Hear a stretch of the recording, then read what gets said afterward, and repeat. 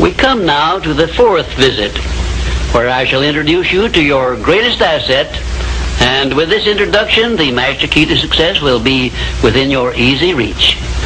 I say this is your greatest asset because it is the fourth of the 17 success principles with which you may tap and draw upon the supreme power which created you and runs this entire universe.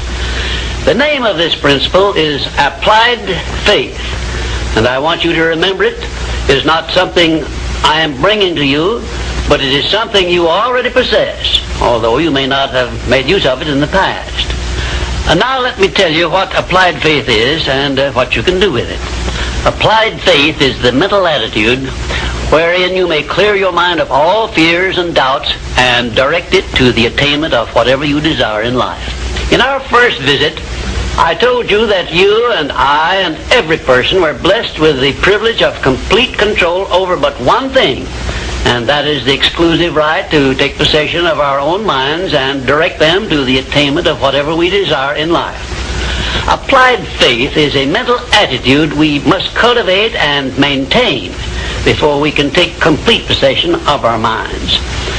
It is the means by which we may break the seal of that envelope I mentioned in our first visit and take full possession of the 6 forms of riches we get in return for taking possession of our minds and using them. Those 6 riches were, as you may remember, sound health, peace of mind, a labor of love of your own choice, freedom from fear and worry, a positive mental attitude, and material riches of your own choice and quantity. We are now, this very moment, standing in front of the gateway which can be opened only with the great master key to success. And I'm giving you the closest clue I have yet mentioned as to how you may take possession of this key. In order that you may condition your mind to embrace and use applied faith, you must understand that there are 2 ways in which you can use faith. You can put it into reverse gear and use it in a negative way by allowing your mind to dwell upon the circumstances and the things you do not want, such as poverty, ill health, failure, defeat. And this is precisely what the majority of people do, which explains why the majority of people go through life in misery and want. Or you can take possession of your mind and direct it to think of the 6 riches which came over with you in that sealed envelope. And you will attract these riches to bless and serve you all through your life. Isn't it a strange fact that most people make a negative application of their great power of faith by thinking about and believing in poverty, ill health, fear, failure, and defeat, when it would be so easy for them just to change their thinking over to the circumstances and things they desire? Now let me give you a description of the one thing which represents the main difference between a successful person and a failure. Please listen carefully and think for yourself as I speak, because failure to recognize the truth I am about to give you is the starting point of most failures. Successful people in all occupations, all professions, and all callings have one trait which distinguishes them from the failures. It is their capacity for belief. The failures see the hole in the donut, but do not see the donut around the hole. The successes see the hole also, but they see the donut around the hole. Thomas A. Edison believed that he could perfect an incandescent electric lamp, and despite the fact that he failed over 10,000 times before he was crowned with success, he made his belief uncover the secret for which he was searching. Give one guess as to how many times the average person must fail before he quits. Fails because of the lack of capacity for belief. How many times can you meet with defeat before you give up the ghost and quit? Henry Ford believed he could build a self-propelled vehicle which would take the place of the horse and buggy. And despite the ridicule of relatives and neighbors and the lack of finances, he transmuted his belief into an industrial empire which changed the entire American way of life. Mind you, Ford did this with very little education and no operating capital to begin with. Right here, let me ask you a question which may well change your entire life. You perhaps have an idea or a plan which would be useful to other people, but you have done nothing about it because you lack the self-confidence to give you a start. In other words, you are now where Henry Ford was before he built the first model of his world-famous automobile. Mr. Ford broke through that wall of fear, which may now be holding you back, and put his idea into operation by making use of the mastermind principle I mentioned in our second visit, through an alliance with his wife. Now, the question I wish to ask you is this. Why don't you form a mastermind alliance with someone and begin putting your ideas to work for you? Belief is truly a magic word, because it is the beginning of all successes. It is the very foundation of civilization. It is the one quality you must develop before you can make use of the great master key to success. To be successful, you must become a person with a great capacity for belief, and the place to start believing is with yourself. You should begin by recognizing that you were born with the privilege of complete control over your own mind.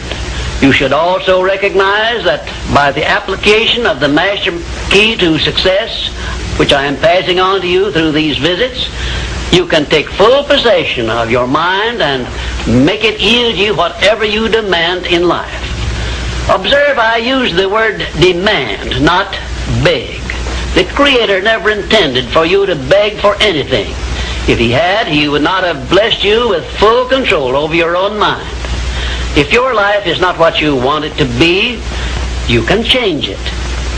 As a matter of fact, you can do anything within reason that you desire to do if you embrace the principle of applied faith and keep it directed to the attainment of the things you want and off the things you do not want. I should know what I'm talking about because I was handicapped at birth by the four horsemen which keep most people in bondage all the days of their lives: poverty, fear, illiteracy, and superstition. I have discovered the master key which gives one deliverance from all the evils one does not want and opens wide the gateway to the riches which the Creator intended every person to enjoy on this earth. Applied faith is the only means by which the master key can be appropriated and used. Therefore, I give you these instructions through which you may create a mental attitude which is favorable for the expression of faith. 1. Know what you want and believe that you can and will get it. 2. Give expressions of gratitude many times daily for having received that which you want, even before you actually get physical possession of it. Possession starts first in the mind. Please remember this. 3rd, keep your mind open for hunches from within. And when you are inspired to action, do not wait, but move on your own personal initiative at once. Remember, there can be no application of applied faith without action. 4th, when overtaken by defeat, as you may be many times, remember that man's faith is tested many times before he is crowned with final victory. And accept your defeat as nothing more than a challenge to keep on trying. And 5, a burning desire for the things or circumstances you want is the starting point of all applied faith. Be definite, believe, and act. And keep on acting if at first you meet with defeat. 6, when doubt creeps into your mind, remember that whatsoever a man believeth, that shall he also reap. Remember, faith is not something you get. Faith is something you already have. But you may be using it in reverse gear by believing in the circumstances and things you do not want, the things you fear. Remember also that faith is guidance only. It is not a power which will bring you what you want, but a power that can guide you to go after what you want and get it. Remember, too, that your faith is limited only by your own capacity to believe. You can do whatever you make up your mind to do. I believed I could give the world a practical philosophy of success which would free men and women from their fears and limitations. I stood firmly back of that belief through 20-odd years of effort. And so my belief give freedom to millions of people. Do the thing, said Emerson, and you shall have the power. May I paraphrase this great truth by saying, believe and you shall receive. And now, until our next visit, will you please remember that your life is exactly what you make it by your own mental attitude.